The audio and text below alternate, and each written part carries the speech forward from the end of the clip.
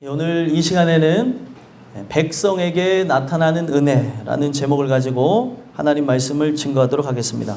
저와 여러분이 함께 디도서의 말씀을 읽었는데, 디도서는 사도 바울의 또 다른 영적 아들인 디도에게 편지한 내용입니다. 편지를 왜 하게 되어졌냐면, 글에 대해서 함께 사도 바울이 복음을 증거하고 글에 대해서 목회할 수 있도록 모든 기반을 마련해주고 그를 거기다 남겨두고 두고 왔는데, 그레데 섬에 살아가는 그 많은 사람들과 함께 신앙생활하며 여러 가지 문제가 있다는 소식을 듣고 그 아들에게 권고하는 내용의 편지를 한 것입니다. 어떤 내용에서 권고를 했냐면, 지금 작은 교회들이 여러 개 세워졌는데 거기에 장로들을 또 세우면서, 장로와 집사를 세우면서 기성교회로 자라날 수 있도록 교회의 체계를 잡아라 라는 내용에서 그 편지를 쓴 것을 볼 수 있고요. 또 그들이 온전하게 신앙생활할 수 있도록 정통교리를 수호해라, 그런 차원에서 이 편지를 썼습니다. 왜 그러냐면 거짓 교사들이 그때 당시에 하나님의 말씀에 위반되어지는 많은 메시지를 바깥에서 증거했다는 거예요. 오늘날도 마찬가지죠. 우리가 이 교리라고 하는 거는 크게 중요할 수도 있고 중요하지 않을 수도 있다고 사람들은 얘기하는데, 중요한 것은 말씀으로 기반을 해서 그 하나님의 말씀에 대해 이해할 수 있도록 만든 게 교리였습니다. 교리를 아예 무시할 수는 없어요. 성경에 기반해서 이 부분들을 온전하게 가르치라는 거죠. 그래야 그 이단 사상이 들어오지 않기 때문에 그들에게 정통교리를 수호할 것을 권고했습니다. 또 하나는 그때 당시에 그들이 살았던 그런 모습들 자체가 많은 사람들이 보기에도 속담에 나올 정도로 게으르고 나태한 삶을 살았다는 거예요. 그레데 지역 사람들이 섬 사람이다 보니까 자기 어떤 개인적인 스타일을 가지고 성격대로 살아가면서 많은 문제들이 생겨났습니다. 그러한 그들의 그 섬 사람이 갖고 있었던 그런 그때 지역만의 특성이 교회 안에까지 타고 들어온 거예요. 그러니까 너희가 참된 하나님의 백성이라고 한다면 선한 영향력을 끼치면서 살아야 될 것을 가르쳤다는 겁니다. 그런 내용 아래 오늘 본문을 보시면은 말씀드린 바와 같이 그 성도들에 대해서 진짜 하나님의 은혜를 받은 백성이라고 한다면 그들의 행동과 그리고 말과 그들의 모습이 어떠해야 되는지를 가르쳐 주는 거예요. 성도에 대해서 그 어린 아이부터 또 나이 드신 분들에 이르기까지 그들의 행동과 이런 모든 부분들을 가르쳐주면서 왜 선한 삶을 살아야 되는지를 제시를 했다는 거예요. 오늘 우리가 그리스도인이라고 해서 함부로 살아갈 수가 없습니다. 은혜 받았다고 하며 특권의식에 사로잡힐 수 있는 게 아니라는 거죠. 우리는 우리의 어떤 행위로서 하나님의 은혜를 받은 것이 아니기 때문에, 내가 누구보다 뛰어나서 은혜를 받은 것이 아니기 때문에 그 은혜를 받았다고 한다면 하나님의 영광을 위해 살아야 될 것이라고 하는 바로 책무가 주어진다는 거예요. 내가 정말 하나님의 은혜가 있다고 한다면 세상 속에 은혜 받은 자의 모습, 구별되어진 자의 모습을 갖고 살아가는 것이 그들이 끼쳐야 될 선한 영향력이었다는 겁니다. 그런 내용 아래 오늘 본문이 시작되어지는 거예요. 그래서 오늘 본문에 보게 되어지면은 우리가 진정 모든 사람에게 구원을 주시는 하나님의 은혜가 나타나, 즉 이 은혜가 구원을 주는 사람들에게 나타나는데 어떤 사람들에게 은혜가 나타나냐? 백성에게 바로 그런 은혜가 나타난다는 거예요. 그래서 여러분들과 제가 하나님이 택정하셔서 구원하기로 작정한 하나님의 백성이라고 한다면 나타나야 될 은혜가 반드시 존재한다는 거예요. 여러분들과 제가 이 말씀을 토대로 해서 우리의 삶을 점검하고 우리의 삶을 돌아다보면서 나는 하나님의 백성이 맞는가? 스스로에게 질문을 던지셨으면 좋겠어요. 우리가 가장 말씀 들으면서 우리 스스로에게 해야 되는 게 뭐냐면, 다른 사람 생각할 게 아니고 이 말씀에 참여한 나에게 스스로 질문을 던지셔야 돼요. 너는 하나님의 백성이 맞느냐? 백성이라고 한다면 뭐가 나타난다고요? 은혜가 나타나요. 하나님의 그 은혜를 반드시 나타나게 하신다는 겁니다. 저와 여러분이 오늘 이 주시는 말씀을 통해서 백성에게 나타나는 은혜가 나에게 있는지 혹 나에게 없는지, 그 은혜가 있으나 내가 그것을 무시하며 오늘도 죄와 싸우며 불순종하며 나가고 있는지 스스로를 돌아다보시며 그 하나님의 은혜로 채워지는 여러분들과 제가 되기를 간절히 소망합니다. 오늘 이 말씀을 통해서 여러분들에게 두 가지 권면의 말씀을 드리고자 하는데요. 첫 번째로 백성에게 나타나는 은혜를 통해서 어떤 말씀을 주시냐? 양육하시며 신중함과 의로움과 경건함으로 이 세상을 살라라고 가르쳐 주신다는 거예요. 좀 길죠? 이 12절 말씀을 여러분들이 암송한다고 생각하면서 첫째 말씀으로 받아들이시면 되겠습니다. 내가 만약에 하나님의 백성이 맞다면 양육하시며 바로 신중함과 의로움과 경건함으로 이 세상을 살아가게끔 만드신다는 거예요. 자, 12절 한번 읽어볼까요? 11절, 12절 두 구절 한번 같이 읽어보겠습니다. 시작. 모든 사람에게 구원을 주시는 하나님의 은혜가 나타나 우리를 양육하시되 경건하지 않은 것과 이 세상 정욕을 다 버리고 신중함과 의로움과 경건함으로 이 세상에 살고. 아멘. 백성이라고 한다면 여기 보면 모든 사람이라고 되어졌지만 모든 사람은 백성을 상징하는 거예요. 여기서 말하는 백성은 자녀이기도 하고 죄인이기도 하고 성경에 이 백성에 대한 이 부분들을 양으로도 표현하고 여러 의미로 표현을 합니다. 그러면서 내가 진짜 그 하나님이 택한 백성이 맞다면 하나님의 은혜가 나타난다는 거예요. 은혜가 나타난다는 의미가 뭐냐면 불가항력이라고 얘기하는 겁니다. 불가항력이라는 건 뭐냐면 내가 거부할 수가 없는 거예요. 사람들은 선택한다고 생각하죠. 내가 그리스도를 믿는 걸 선택한다고 얘기하는 사람들이 있는데 이건 성경을 몰라서 그런 거고, 요한복음 15장에서 반드시 얘기하고 있는 것은 바로 그분이 우리를 선택하여 불러 세웠다고 얘기합니다. 너희가 나를 택한 것이 아니고 내가 너희를 택하여 불러 세웠다. 그래서 그 하나님이 구원을 하시기로 작정한 그들에게 무엇이 나타나는 거냐면 은혜가 나타난다는 거예요. 이 은혜는 빛과 같은 것인데 빛이 비춰지면 어떤 일이 일어납니까? 성경은 어둠이 드러난다고 얘기하고 있어요. 지금 여기도 만약에 이 전등을 켜지 않았다면 조금 어둡습니다. 저 뒤에서 들어오는 빛밖에 없죠. 이 전등을 켜게 되므로 어둠이 밝혀지는 것처럼 죄악밖에 없는 우리에게 하나님의 등불의 말씀이 탁 들려지게 되는 것으로 내가 죄인이구나 라고 깨달아지면서 그 은혜가 나타나는 것을 그 하나님의 빛의 말씀이 들려지는 걸 통해 깨달음으로 안다는 거예요. 제일 중요한 게 뭐냐면 깨닫게 하시는 것이 없다면 은혜 받았다고 할 수 없다는 거예요. 여러분들이 이 문을 나가고 난 뒤에 뭘 들었지 하는 사람들은 은혜 받은 것이 하나도 없는 겁니다. 그냥 앉았다가만 간 거예요. 여기 앉은 것도 엄청난 은혜입니다. 근데 성경은 딱 나눴어요. 청함을 받은 은혜가 있고 택함을 받은 은혜가 있습니다. 여러분들이 받으셔야 될 은혜는 은혜 위에 은혜로라. 하나님이 주시는 은혜가 더 풍성하게 입혀져야 되는 거예요. 청함을 받은 것만으로는 그것도 엄청난 은혜죠. 이 은혜의 자리에 앉아있는 것도 사실이지만 제일 중요한 그 예수가 나를 구원하셔서 부르시는 구원의 잔치에 들어갈 수가 없습니다. 여러분들과 저는 항상 이 말씀을 들으면서 나에게 깨달음이 있는가 스스로에게 질문을 하셨으면 좋겠어요. 그게 은혜가 나타나는 현상이에요. 그래서 그 은혜가 나타나서 하는 게 무엇이냐면 12절에 뭐라고 초반에 얘기하고 있습니까? 우리를 양육하신다라고 얘기하고 있어요.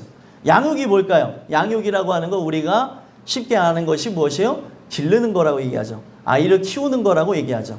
사람을 세우는 것을 양육이라고 얘기합니다. 그래서 원어의 의미로는 이 양육이 무엇이라고 하냐면 불을 붙이다라고 하는 걸 얘기하고 있어요. 불을 붙이다. 여러분들 불 붙여보셨나요? 불을 붙이면 어떻게 됩니까? 예, 불나요. 애들이 얘기하잖아요. 불납니다. 예, 그래서 어디다가 붙이냐가 중요한데 뒷살에다 붙이면은 쇠고랑 찹니다. 예, 그래서 그 불을 붙이게 되어지면 붙이는 게 어렵지만 불이 붙으면 어떻게 되어져요? 계속 불이 활활 타오르는 것처럼 이 양육이라고 하는 게 뭐냐면 불씨를 상징하는 거예요. 하나님의 말씀이 어떤 거냐면 불씨입니다. 내 마음에 심령에 불씨를 던지는 거예요. 그러면 그 불씨가 붙으면 어떻게 합니까? 자생적으로 활활 타오르는 거예요. 오늘 여러분들과 제가 이 주시는 말씀을 통해 하나님이 여러분들 자신을 직접 양육하시는 그 하나님의 말씀의 불씨가 떨어지길 간절히 소망합니다. 그래서 이 말씀에 대한 이 불씨, 이 양육에 대한 이 부분을 또 다르게 설명한 게 14절에서 뭐라고 얘기하고 있냐면, 그가 우리를 대신하여 자신을 주심은 모든 불법에서 우리를 속량하시고 우리를 깨끗하게 하사 자기 백성을 삼으신다라고 얘기했어요. 이게 왜 중요하냐면, 양육이라고 하는 것을 바로 이 14절에서 풀이란 겁니다.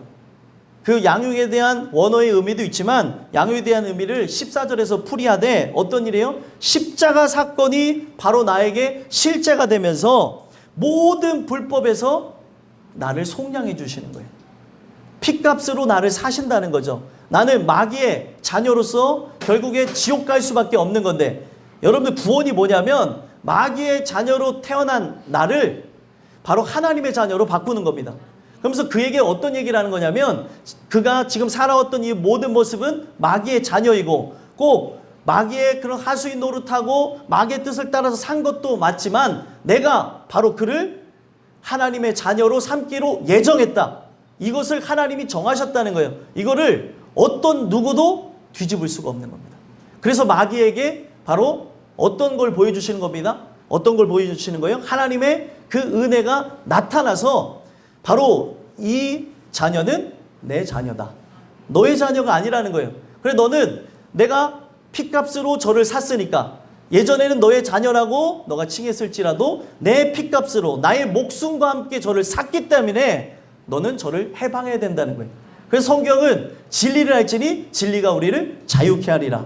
해방의 의미를 갖고 있는 게 우리가 죄의 종노릇하고 죽을 수밖에 없는 존재인데, 바로 하나님이 주시는 은혜를 통해서 그 십자가의 죽으심으로 말미암아 바로 그 값을 치러주심으로 내가 하나님의 자녀가 된다는 거예요.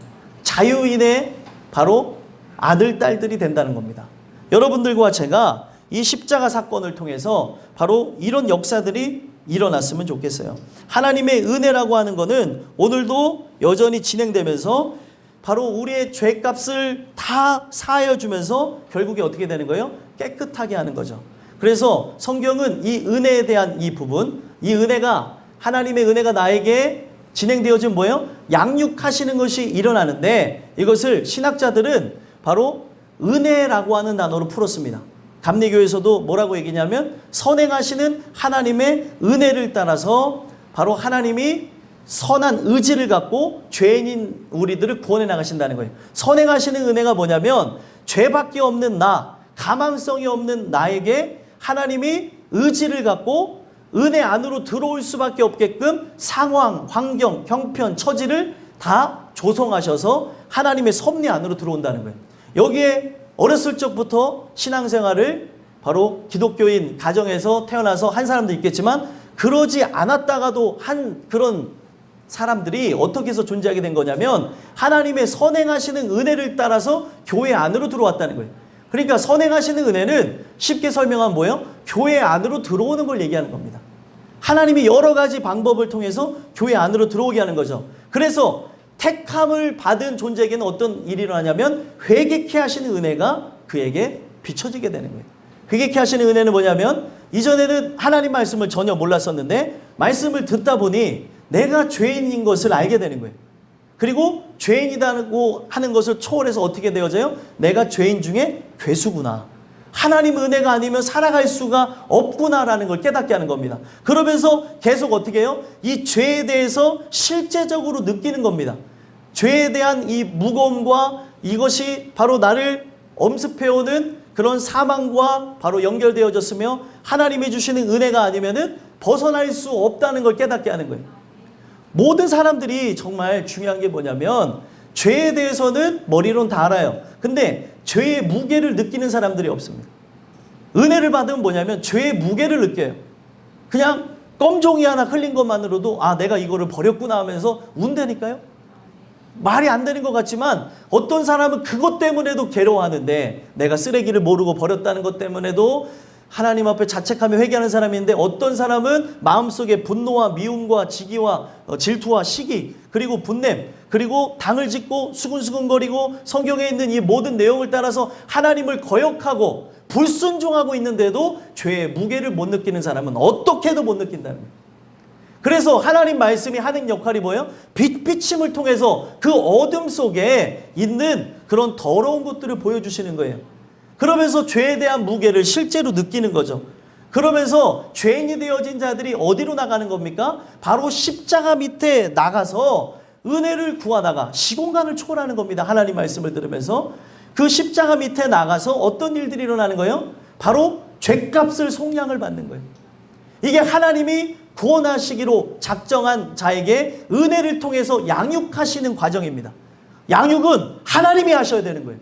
말씀을 통해서 진행하는 것이지 사람은 틀을 갖고 양육을 했다 그래도 양육 몇 기를 한다 할지라도 속을 바꿀 수가 없어요. 이게 인간이 갖고 있는 그런 프로그램의 한계입니다. 우리가 계속 왜 말씀하면서 나가냐면 하나님이 진짜 이 신비의 말씀을 통해서 역사하시는데 분명히 들어온 순서는 있는데 하나님의 은혜를 통해서 늦게 왔으나 은혜를 통해 하나님의 양육하심을 받으면서 이 죄인이 되어지는 과정을 들어가는 사람들이 있다는 거예요. 이 죄인의 과정으로 들어가지 않는다면 진짜 신앙인이라고 할 수 없습니다. 교회 생활을 오래 했을지라도 이 죄인의 과정을 가지면서 죄의 무게를 통감하고 하나님 앞에 늘 예배 때마다 하는 게 뭐예요? 주님, 이 죄인을 용서하여 주시옵소서. 오늘 찬양하고 딱 맞아떨어지네요. 이 주여, 이 죄인을 받아주시옵소서. 주를 위해 살겠습니다 하면서 이 찬양하는 거잖아요. 벌레만도 못한 나에게 하나님이 자신의 아들의 생명을 주신 거예요. 은혜를 받아보면 내 목숨이 우주 속에서 얼마나 하찮은지를 압니다. 근데 은혜를 받고 보면 어떤 일이 일어나냐면 이 벌레만도 못한 나에게 이 우주보다 크신 아들의 생명을 주셨다. 이 하나님의 놀라운 사랑에 감복하게 되는 거예요. 그래서 결국에 이러한 하나님의 은혜로 감복하기 이전에 모든 사람들이 말씀을 통해 죄인이 되어지고 이 말씀 속에서 계속 은혜를 찾다가 어떻게 되어지는 겁니까? 시공간을 초월해서 십자가 밑으로 나가게 되는 거예요. 거기서 이 죄값을 속량해 주옵소서. 나는 살 길이 없습니다. 살려주시옵소서. 그 은혜를 통해서 어떤 일들이 일어나는 거예요? 하나님의 역사하심으로 그 속량케 하시는 은혜를 버는 거예요. 이것이 나에게 실제로 진행되지 않으면 우리는 어떻게 되어져요? 하나님의 은혜 속에 진짜 들어갔다고 얘기할 수 없습니다. 그래서 성경은 바로 이 선행하시는 은혜가 바로 어떤 거예요? 소유주인 하나님이 농부가 되셔서 내 마음의 땅을 사시고 바로 우리에게 법적 소유가 바뀌어졌음을 얘기하면서 하나님이 은혜를 통해서 회개케 하시는 은혜로 농부 되신 하나님이 어떻게 하는 겁니까? 밭을 갈아엎는 거예요. 밭을 갈아엎으니 이 경작되어진 땅이 어때요? 말씀을 들으면 찔리기도 하고 아프기도 하는 거죠. 그러면서 어떻게 하는 겁니까? 항복하게 만드시는 거예요. 그러던 중에 하나님이 어떻게 하는 겁니까? 중생케 하시는 은혜, 칭의케 하시는 은혜를 통해 씨를 섬기는 거예요. 씨를 심기는 겁니다. 바로 거룩한 시인, 바로 예수 그리스도라고 하는 바로 진정한 복 되시는 그분을 마음에다가 심기우는 거예요. 이거는 성경에서 뭐라고 얘기냐면 하늘의 씨라고 얘기합니다. 하늘의 씨가 심기워져서 어떻게 되어지는 겁니까? 결국에 그의 뜻대로 하나님의 은혜로 나가게 되어지는 겁니다. 결국에 이런 양육을 받게 되어진 존재들은 이 하나님의 은혜를 통해서 어떻게 되어져요? 선한 일을 열심히 하는 자기 백성, 하나님이 주시는 은혜를 통해서 이 12절에 있는 말씀 그대로 양육을 하시며 바로 신중함과 의로움과 경건함으로 이 세상을 살아가게 되어진다는 거예요.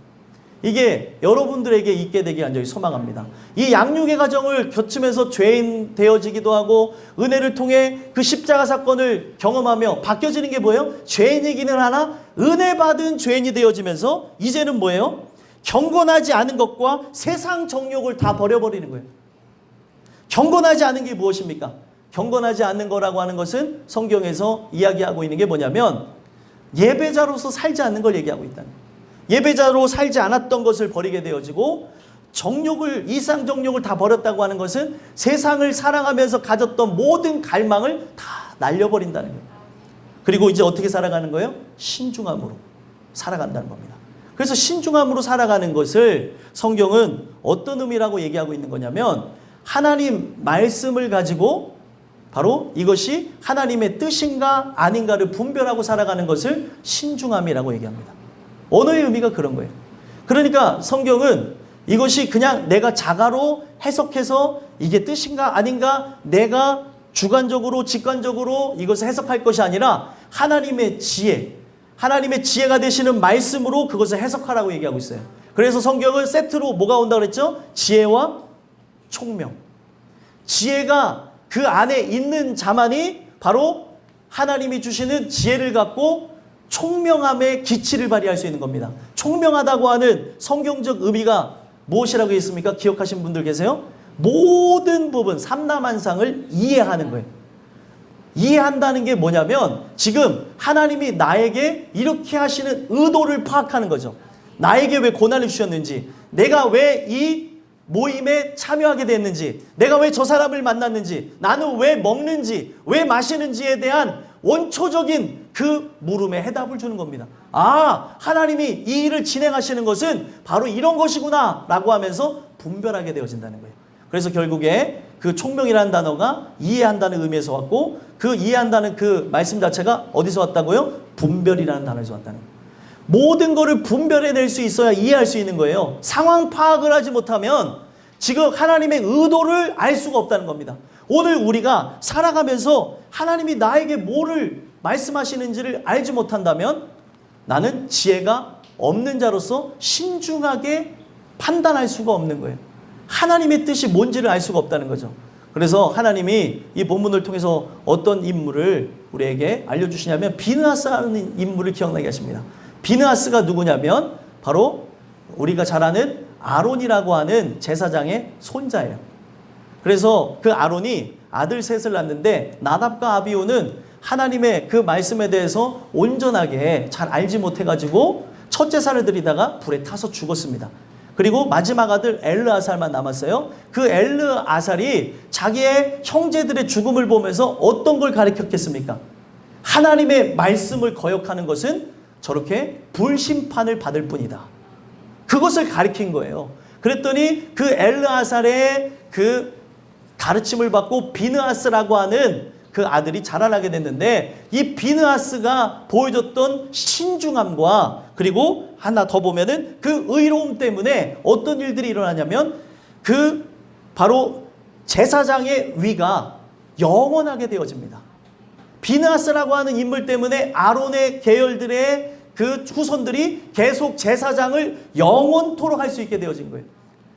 어떻게 해서 그렇게 하나님이 축복하셨나 하고 보면은 비느하스의 이름을 뜻을 보게 되면 뱀의 입이라고 하는 뜻을 갖고 있습니다. 좀 안 맞는 것 같죠? 왜 뱀의 입이라고 할까라고 생각하는데, 그 비느하스라고 하는 그 이름의 뜻대로 여러분들 보시면 성경에 이런 말이 있죠. 뱀처럼 지혜롭고 비둘기처럼 순교하라. 복음을 증거할 때 복음을 전하는 자의 모습을 예수님이 그렇게 가져야 된다고 얘기한 거죠. 뱀처럼 지혜롭다는 게 뭐예요? 성경에서 예수님이 그것을 표현한 거는 하나님의 말씀을 증거해서 결국에 바로 반대되어졌던 생각, 세상의 자녀로 살았던 사람들이 넘어오는 것을 뱀처럼 지혜롭다고 표현하는 거예요. 비둘기처럼 순교롭다는 건 뭐예요? 절대로 그를 넘어오게 하되 그하고는 섞이지 말라는 거죠. 혼합되어지지 않는 걸 의미하는 겁니다. 하나님이 주시는 은혜 속에서 빛을 발하는 걸 얘기하는 거예요. 그러면은 여러분들과 제가 이 말씀을 통해서 보게 되면 비느하스는 왜 하나님이 주시는 그 놀라운 그 은혜를 통해서 지금까지도 회자되는 인물이 되어졌냐면 그의 말에 신중함이 있었고 그의 말로서 하나님의 의로움을 세웠다는 겁니다. 어떤 일이 일어났냐면 하나님의 뜻을 거역해가지고 이 백성들이 출애굽을 하면서 가나안 땅으로 나가던 중에 전염병이 돌기 시작합니다. 왜 전염병이 돌게 되어졌냐면 발람 선지자의 꾀임에 넘어간 거죠. 그 미디안에 있는 그런 많은 여성들과 행음을 저지르면서 하나님이 하나님 손으로 자기의 백성을 치게 되어져서 전염병이 막 창궐하게 된 거예요. 그때 비느하스가 이 전염병을 볼 때 뭘로 봤냐면 하나님의 말씀의 거역이라고 하는 것을 그가 딱 분별합니다. 그래서 분별해서 무엇을 했냐면 창을 들고 바로 장막에 들어가서 행음을 저지르고 있는 바로 이스라엘 족장의 아들을 바로 심장을 찔러서 죽이고, 또 그 미디안 여인의 족장의 아들을, 족장의 딸이죠. 죄송합니다. 이 아들과 아들이 만날 뻔했어요. 그 딸을 심장을 찔러서 죽입니다. 그래서 결국에 어떤 일이 일어나냐면 전염병이 멈추게 되는 거예요. 그러면서 하나님이 그걸 기뻐하시면서 이 모습이 뭐예요? 죄를 끊어내는 모습이죠. 이걸 기뻐하시면서 제사장의 위가 영원하게 되어집니다.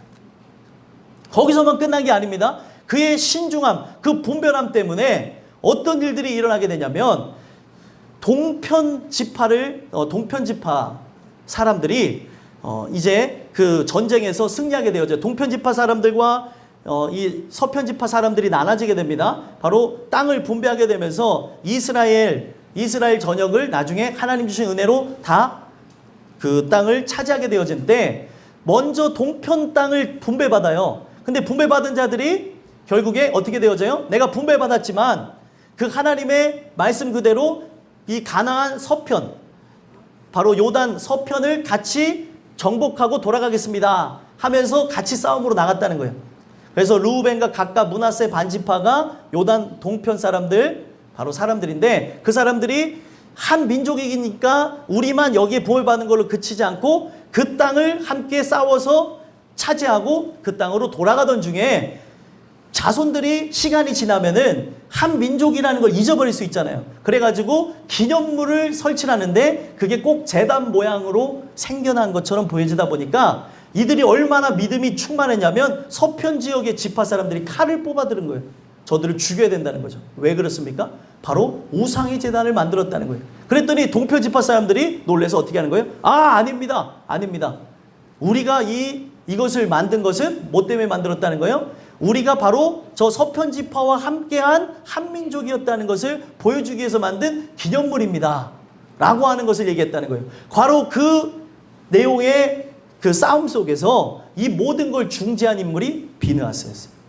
비느하스가 가서 진상을 조사합니다. 어떤 일이 있는가? 동편 사람들한테 물어봤더니 동편 지파 사람들이 이거는 우상의 건축물이 아니고 바로 자손들을 위한 것이라고, 이것을 온전하게 분별해서 전달해 주는 것으로 모든 사람들이 안위를 얻게 되어지고 평화를 얻게 되어진 장면이 있어요. 또 하나가 있습니다. 이 비느하스가 어떤 모습이 있냐면 나중에 사사시대에도 등장해요. 좀 오래 살았습니다. 이 비느하스가 이 하나님 주시는 그 은혜를 가지고 이 베냐민 지파를 척결해야 되는데, 왜 베냐민 지파를 척결했냐면 이 베냐민 지파 사람들이 이 레위인 족속이요. 레위인 족속이 첩을 둘 수가 없는데 레위인 족속이 이 첩을 데리고 이 접경을 향해서 나가다가 어떤 일이 일어나게 되냐면 베냐민 지파의 깡패를 만나서 이 첩이 거기서 밤새도록 고통을 당하다가 죽임을 당합니다.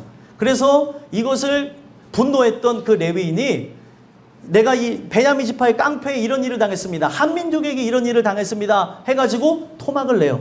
토막을 내서 각 지파에게 보내서 이런 아픔을 겪었다고 하는 얘기를 하니까 사람들이 어떤 얘기예요? 이거는 분명히 베냐민 지파 사람들이 잘못했다고 생각을 하니까 힘을 내서 저들을 처단해야 된다는 거예요. 잘못했으니까 처단해야 된다고 합니다. 여러분들 이게 왜 중요하냐면요, 오늘날 많은 사람들은 잘못한 것을 잘못했다고 생각을 하면 자기가 칼을 대려고 합니다. 자기가 심판을 하라는 경향이 있다는 거예요. 마찬가지로 모든 사람들이 그 11대 1로서 11지파와 한 지파인 베냐민 지파와 바로 전쟁이 일어나는데 이유가 무엇이냐면 베냐민 지파 사람들이 이 깡패들을 내놓지 않겠다는 거예요. 우리 동족인데 이 심판을 받지 못하게 합니다 하면서 전쟁이 일어나게 된 거예요. 그래서 그 전쟁이 일어나게 되면서 싸우게 되어질 때 당연히 11대 1로 싸우면 어디가 이겨요? 11이 이겨야 되는 건데 두 번이나 패하게 되어질 때 이 전쟁의 패함을 누가 끊었냐면 비느하스가 끊었다는 거예요. 비느하스가 그렇게 보여준 모습 때문에 그들이 이 모든 전쟁에 승리하게 되어지는데 어떻게 해서 전쟁에 승리하게 되냐면 하나님 앞에 금식함과 제사함으로 나갑니다. 제일 중요한 게 뭐예요? 하나님께 제사하는 거였어요. 제일 중요한 게 무엇이에요? 하나님, 저들이 죄를 지었는데 쳐도 되겠습니까? 라고 물었어야 되는데 물어보지 않았다는 거예요. 오늘날 많은 사람들이 갖고 있는 문제가 무엇입니까? 내가 봤을 때 이거는 100% 문제 있다고 하면은 자기가 주인이 되어서 마음대로 행동하면서 그 모든 결정을 내린다는 거예요. 성경은 하나님의 말씀에 의해서 결정하지 않으면 신중하게 결정을 내린 것이 아니기 때문에 내 뜻에 의해서 나간 것이기 때문에 이거를 불의하다고 합니다. 비느하스가 결국에 그렇게 하는 것으로 어떻게 되어졌냐면 하나님께서 저들을 바로 너희 손에게 붙였다. 저들을 쳐도 좋다고 하는 그 말씀을 듣고 나갔더니 당연히 이겨야 될 싸움에 졌었잖아요. 결국에 하나님이 함께 하셔서 11대 1로 싸워서 승리하게 됩니다. 그걸 비느하스가 했다는 거예요. 오늘 여러분들과 제가 이 말씀을 통해서 해야 되는 게 뭐냐면 오늘날 하나님이 어떤 걸 나에게 바라시냐는 거죠. 오늘 하나님께서는 이 상황이 어떤 상황인지 분별하기를 원하는 거예요. 그래서 결국에 이것이 분별되게 되어진다면 비느하스가 했던 게 뭐예요? 그들에게 하나님께 금식하고 제사하자 얘기했다는 거죠. 그렇게 하는 그 의로움 때문에 모든 사람들이 살 수 있었게 되었다.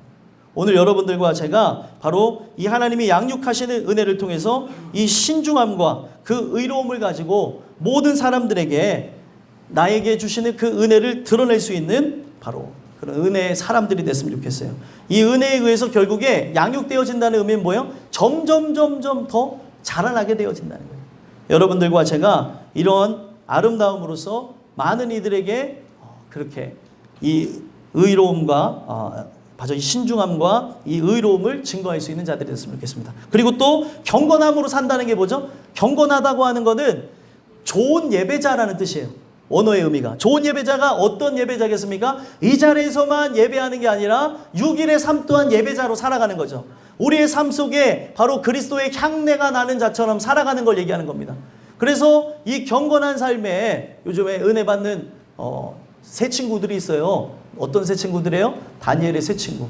이들이 보여줬던 경건함이 무엇이었냐면 모든 사람들이 느부갓네살 왕의 신상 앞에 절하라고 했는데 이 다니엘의 새 친구만 절을 하지 않았다는 거예요.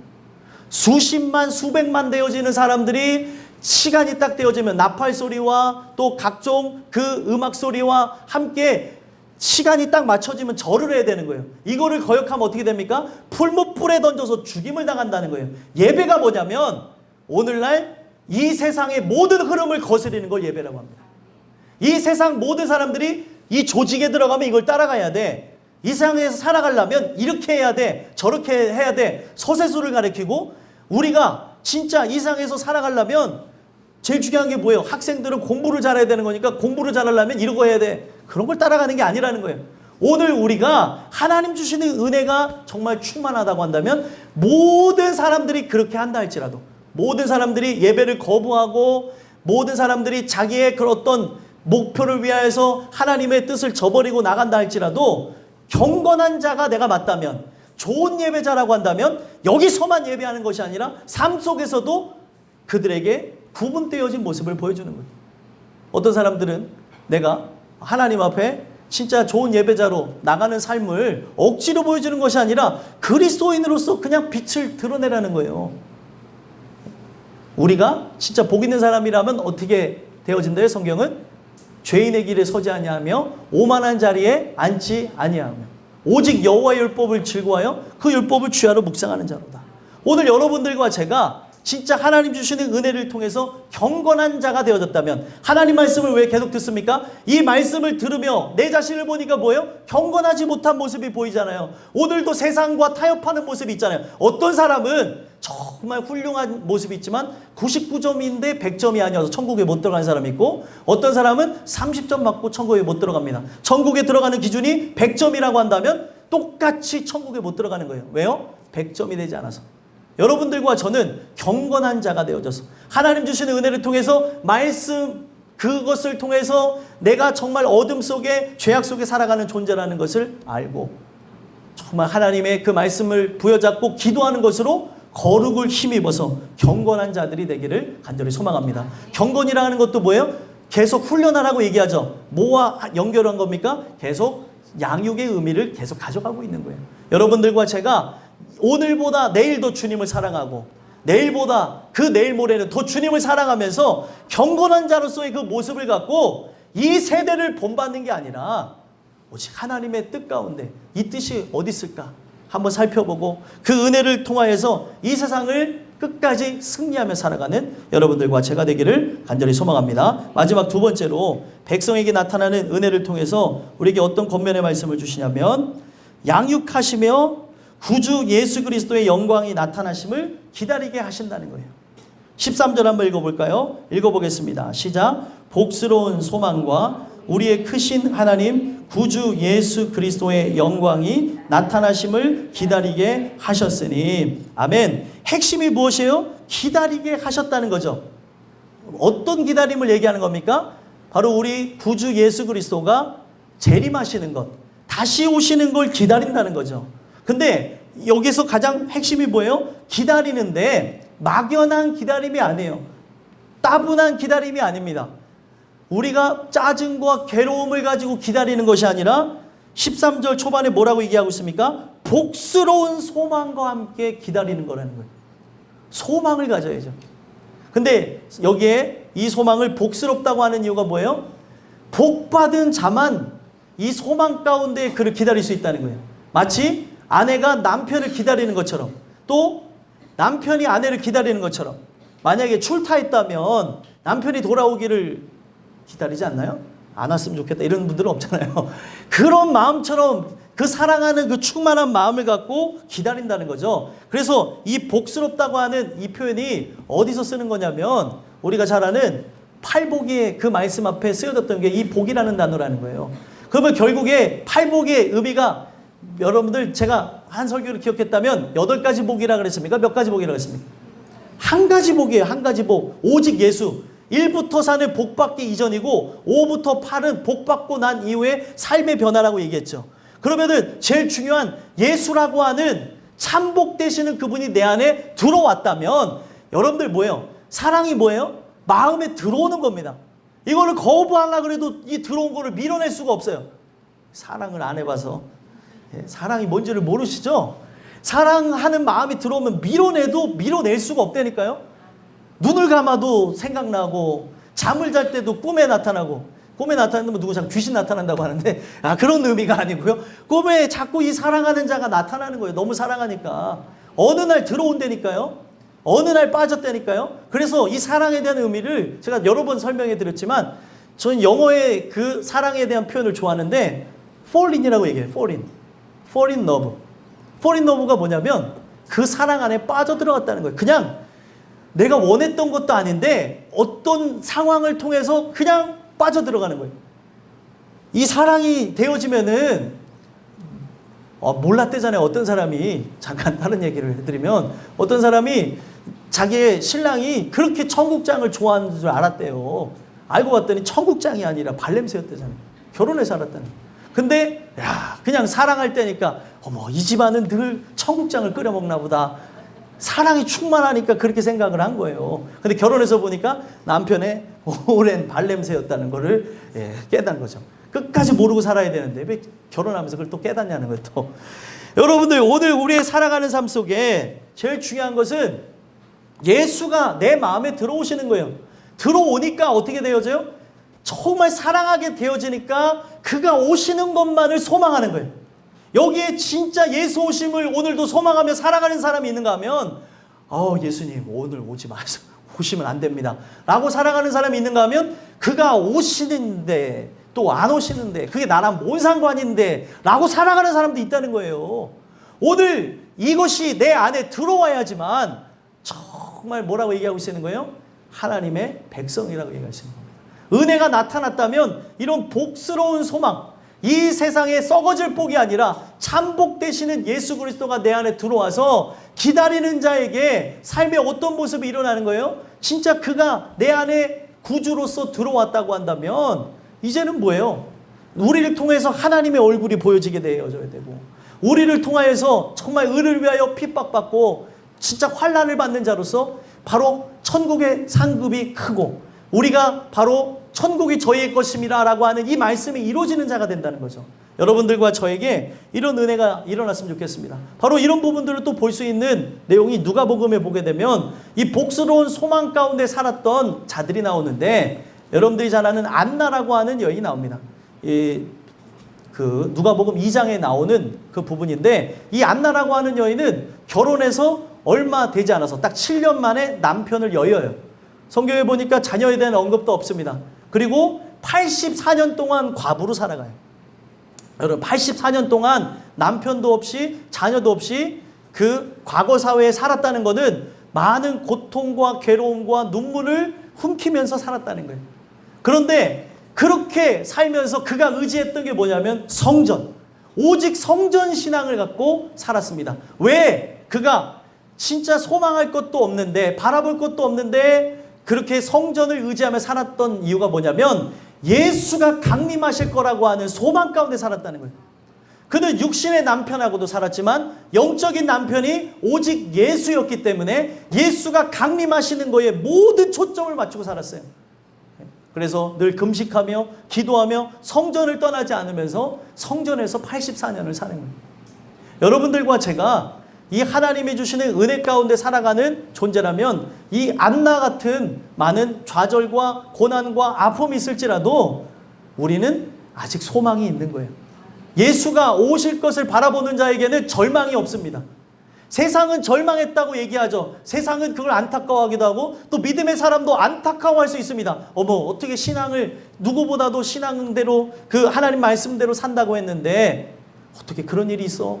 하면서 사람들도 아파하며 눈물을 흘렸지만 이 여인도 안 아팠겠습니까? 아팠지만 끝까지 절망하지 않았던 것이 예수 그리스도의 오심을 기다리고 살았다는 거예요.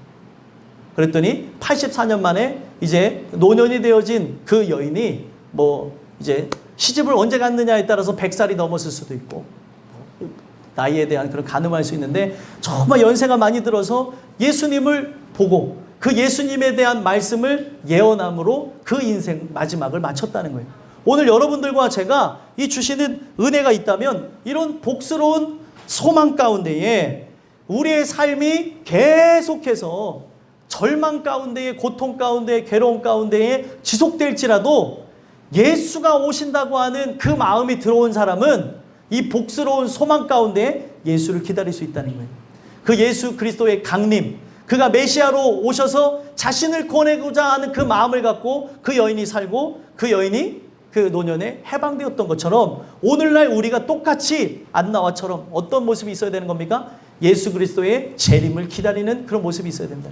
절망 가운데 눈물 가운데 또 괴로움 가운데 처했을지라도 이 안나가 끝까지 복스러운 소망의 마음이 들어왔기 때문에 84년을 버티고 견디고 이겼던 것처럼 오늘날 살아가면서 은혜 받는 찬양이 버티고 견디고 이기게 하시네.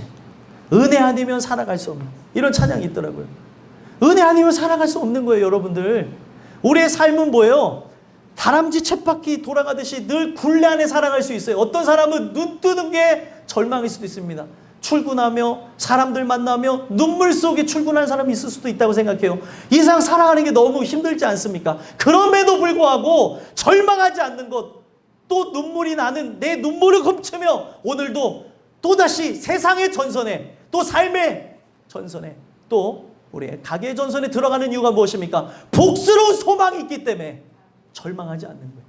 오늘 여러분들과 제가 진짜 구주 예수 그리스도 영광이 나타나심을 기다리게 하셨으니 이 말씀이 실제가 되는 주의 백성이셨으면 좋겠습니다. 다른 걸 기다리며 다른 걸 바라보며 다른 걸 갈망하며 살아가는 게 아니라 오늘 우리의 모든 삶이 우리의 모든 삶 자체가 예수 그리스도가 다시 오심을 갈망하며 살아가는 존재들이 됐으면 좋겠어요. 그래서 결국에 이런 부분들이 계속 우리의 삶 속에 어떤 모습으로 나가는지 돌아보게 되어지는 게 뭐예요? 십자가 사건 이전과 이후를 늘 봐야 된다는 거예요. 내가 복받았다고 한다면 복받은 자는 뭐예요? 십자가 사건을 경험하며 예수가 나의 구주가 되시는 걸 복이라고 하는 거예요. 이거를 경험한 자는 뭐예요? 먹든지 마시든지 무엇을 하든지 하나님의 영광을 위해 살아가며 오늘날 주님을 기다리는 거예요. 이게 되어지지 않으니까 이 모양 저 모양 이렇게 피하고 저렇게 피하고 자기 멋대로 살아가는 거죠. 오늘 하나님이 바라시는 건 무엇이에요? 내가 진짜 예수를 기다리며 하나님의 영광을 위해 살아가는 거예요. 나에게 영원한 생명을 주시고자 자기의 생명을 버리신 예수 그리스도 그 은혜를 받았다고 한다면 이 짧은 여생, 사람들 길다고 하지만 짧은 여생이죠. 영혼의 삶 속에서 비춰보면 짧은 여생을 주님을 위해 바칠 수 있다는 겁니다. 이게 양육의 끝점이에요. 주님을 위해 죽는 것. 그래서 다 죽는 건 아니에요. 죽겠다는 심정을 갖고 그의 영광을 위해 살아간다는 거. 죽었다고 하는 이유가 뭐예요? 나는 없다는 거예요. 나는 없다는 거예요. 나는 그리스도와 함께 죽어나는 이제는 내 안에 누가 사는 거예요?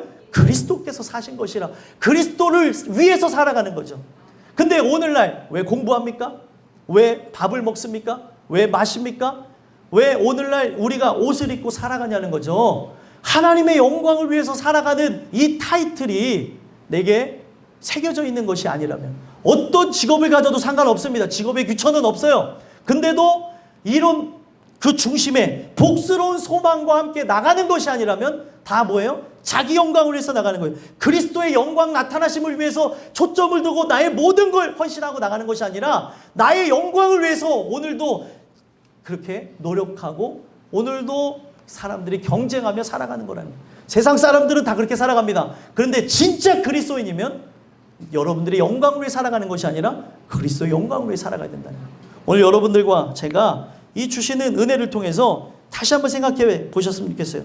14절 말씀 한번 읽어볼까요? 읽어보며 생각해 봤으면 좋겠습니다. 읽겠습니다. 시작. 그가 우리를 대신하여 자신을 주심은 모든 율법에서 우리를 속량하시고 우리를 깨끗게 하사 선한 일을 열심히 하는 자기 백성이 되게 하려 하심이라. 아멘. 자, 한 번만 돌아보면은 우리를 대신하여 자기를 주셨다는 거예요. 그래서 모든 불법에서 우리를 속량하셔서 우리를 깨끗하게 했다는 거죠. 그의 핏값으로 우리가 결국에 뭐예요? 그 핏값으로 우리를 샀기 때문에 우리가 모든 죄가 도말되어진 것으로 깨끗해졌다는 거예요. 그러면은 그 깨끗해진 존재, 나의 의는 사라지고 오직 예수 그리스도의 의가 가득 찬 자는 뭐예요? 이제부터는 선한 일을 열심히 하는 거예요. 선한 일을 열심히 한다는 게 뭐예요? 이제 막 봉사활동을 열심히 하고 살아가라는 그 얘기가 아니라 하나님의 뜻을 이루기 위해서 열심히 살아가야 됩니다. 하나님이 나에게 바라시는 뜻이 무엇인가? 여러분들에게 분명히 달란트를 주셨을 것이고 이 달란트를 갖고 뭘 해야 되는 것인가? 달란트가 없어요 하는 분들도 있더라고요. 봤더니 없는 게 아니고 기도하는 달란트를 주신 분들이 있어요. 아무것도 달란트가 없는 것 같아요 라는 사람들은 없어요. 성경에 모든 달란트 주셨는데 그렇게 없다는 사람들의 가장 기본적인 달란트가 뭐예요? 기도하는 거예요. 기도. 오늘 우리의 살아가는 그 삶 속에서 선한 일을 열심히 하는 자기 백성이 되게 하려 하십니다. 하나님이 바라는 건 뭐예요? 자기 백성으로서 선한 일을 열심히 하길 바라는 거예요. 그냥 하는 게 아니라 성경에 분명히 충성된 종이 있고 악한 종이 있죠. 내가 진짜 그의 백성이 되었다면 하나님은 모두가 뭘 어떻게 하며 살아가길 원해요? 충성된 종으로 충성하길 원하는 거예요. 충성된 종으로 안 사는 사람들이 생겨나기 때문에 그런 겁니다. 그거는 뭐예요? 예수의 그 십자가 사건이 실제가 되지 않았다는 걸 의미합니다. 오늘도 이 주신 말씀을 통해서 내가 진짜 하나님의 백성에게 주시는 은혜가 나에게 있는지 한번 살펴보셨으면 좋겠고요. 이 말씀을 토대로 해서 말씀드렸던 두 가지가 이 세상을 살아갈 때의 신중함과 의로움과 경건함으로 살았으면 좋겠고 또 여러분들이 하나님이 주시는 그 은혜를 통해 양육하심으로 그 영광이 나타나심을 기다리며 구주 그리스도가 나타나시는 것을 오늘도 기다리며 그 재림주 나를 위해 다시 오시는 거 아니에요? 그가 오시는 건 뭐예요? 나를 영원한 천국으로 드리기 위해 오시는 겁니다. 그분을 기다리며 살아감으로 여러분들이 백성이라고 하는 것이 증명되어지는 삶이 되시기를 예수 그리스도의 이름으로 간절히 소망합니다. 기도하겠습니다. 하나님